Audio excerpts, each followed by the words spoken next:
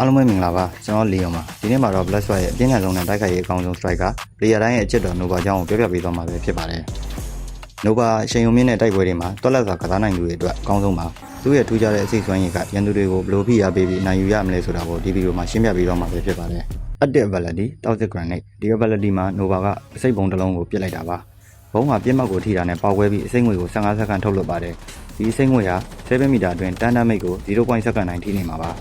ဒီစိတ်ငွေကိုရန်သူတွေထွက်ပြေးဖို့လမ်းကိုပိတ်ဆို့တာဒါမှမဟုတ်ပုံးနေတဲ့ရန်သူတွေကိုပစ်ပြီးရန်သူတွေရဲ့ possession ကိုဖျက်ဆီးဖို့အတွက်အသုံးပြုနိုင်ပါတယ်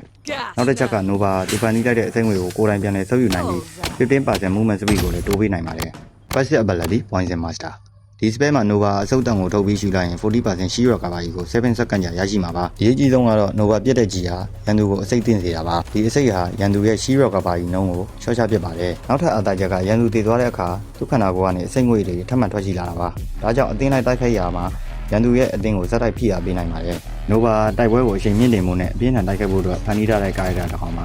သူ့ရဲ့ blade ဆိုင်ကိုပုံမှန်ကစားနည်းနဲ့ရှင်နိုင်ငံခွဲရပါတယ်ရန်သူကိုအရှိကနေတိုက်ရိုက်ပစ်ခတ်ပြီး HP နေသွားတဲ့အခါစိတ်ပုံးနဲ့ထပ်ပြီးဖိအားပေးနိုင်ပါတယ်။မြန်ဆန်ဆန်လှုပ်ရှားပြီးရန်သူကိုအလေးဝင်တိုက်တာမျိုးဒါမှမဟုတ်ပုံးနေတဲ့ရန်သူရဲ့အရှိမစိတ်ပုံးချပြီးသူတို့ကိုလှုပ်ရှားရောက်အောင်ပြုလုပ်တာမျိုးတွေဟာအလွန်ထိရောက်ပါတယ်။ရန်သူထွက်ပြေးဖို့ခက်ခဲစေမယ့်နေရာဥပမာအဆောက်အုံတွေထဲမှာ Nova ရဲ့စိတ်ပုံးကိုသုံးတာအကောင်းဆုံးပါပဲ။ Nova နဲ့ကစားမယ်ဆိုရင်သူ့ရဲ့စွမ်းရည်တွေကိုအချိန်ကမှန်ကန်စွာသုံးတတ်ဖို့တော့အရေးကြီးပါတယ်။ဒီဗီဒီယိုကိုကြည့်ပြီး Nova နဲ့ကစားနည်းကိုပုံမှန်နားလည်သွားလိမ့်မယ်လို့မျှော်လင့်ပါတယ်။သူဟာတိုက်ပွဲကိုဥဆောင်မှုနဲ့အနိုင်ယူဖို့အကောင်းဆုံး striker တွေကတယောက်ပါ။ဒါကြောင့်လည်း Black Strike ထဲမှာလူကြိုက်များဆုံး striker တယောက်ဖြစ်နေတာပါ။နောက်ထပ်လည်း Black Strike နဲ့ပတ်သက်တဲ့ game အကြောင်းအရာတွေတင်ပြသွားမှာမို့ channel လေးကို like and subscribe နဲ့ bell icon လေးကိုနှိပ်ဖို့မမေ့နဲ့နော်။တင်းရဲ့အမြင်နဲ့ Nova နဲ့ပတ်သက်တဲ့အကောင်းဆုံးကြံပြုချက်တွေကိုလည်း comment မှာရေးပေးခဲ့ပါဦး။အားလုံးပဲ bye bye